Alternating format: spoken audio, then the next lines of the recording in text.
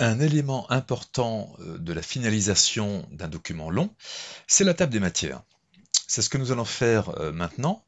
Le document est un document relativement long puisqu'il fait plus de 40 pages et le document en plus repose sur une structure hiérarchique, à savoir une structure de niveau hiérarchique. En clair, les titres titre 1, titre 2, donc les titres Word ont été utilisés pour baliser ce document.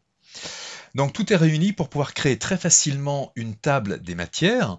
Alors, cette table des matières, on va l'insérer entre la page de garde et la première page de texte, qui est actuellement donc la page 2.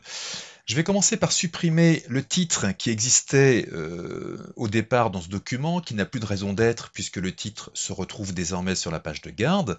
Voilà, je positionne mon curseur en début donc de cette page 2 et je vais utiliser la commande insertion saut de page.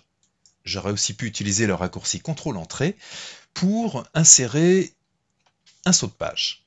Alors, je me doute que mon saut de page est quelque part ici, je ne le vois pas, mais je vois que la page a été insérée. Donc je vous conseille, dans ce genre de situation, de basculer à l'aide de l'onglet Accueil et du groupe Paragraphe sur la commande Afficher tout, qui va effectivement permettre de repérer ce genre de caractères que sont les sauts de page, les sauts de section, etc. Voilà, je me positionne juste avant le saut de page, je fais entrer pour insérer un paragraphe vide, et ensuite je positionne le curseur donc au niveau de ce paragraphe vide. À partir de là, pour insérer la table des matières, je vais utiliser l'onglet Références et la première commande à gauche, Table des matières. On me propose une galerie avec 3 options de table des matières, des options d'ailleurs qui sont très similaires, hein. Si vraiment je souhaite faire quelque chose de beaucoup plus personnalisé, je peux utiliser la commande table des matières personnalisée, qui, comme on le voit, ouvre une boîte de dialogue table des matières qui va nous permettre de faire un certain nombre de choses, de jouer sur l'affichage ou pas des numéros, sur le style par exemple soigné, recherché, moderne, etc. de la table des matières, et encore d'autres attributs qu'il sera possible de modifier. Je vais annuler cette option et je vous conseille la plupart du temps d'utiliser tout simplement la galerie, donc l'une des 3 options proposées ici. Dans 99% des cas, vous serez satisfait du résultat.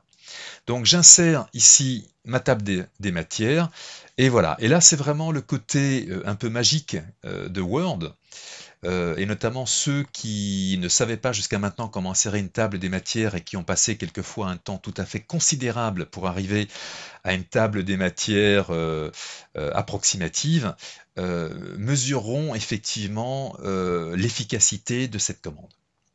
Voilà, le tutoriel pourrait d'ailleurs s'arrêter là. On voit bien que la table des matières a été mise en place. Alors, il n'y a rien de magique en réalité. Il y a simplement le fait que l'insertion de la table des matières s'appuie totalement sur la structure hiérarchique des styles Word qui ont été mis en place. Voilà, on va s'arrêter là pour ce tuto et puis on verra prochainement comment on peut peut-être améliorer les choses encore. La dernière chose que je vais faire consiste à repasser en affichage normal, donc je vais désactiver la commande afficher tout. Voilà, et pour la suite, eh bien c'est à partir du tuto suivant.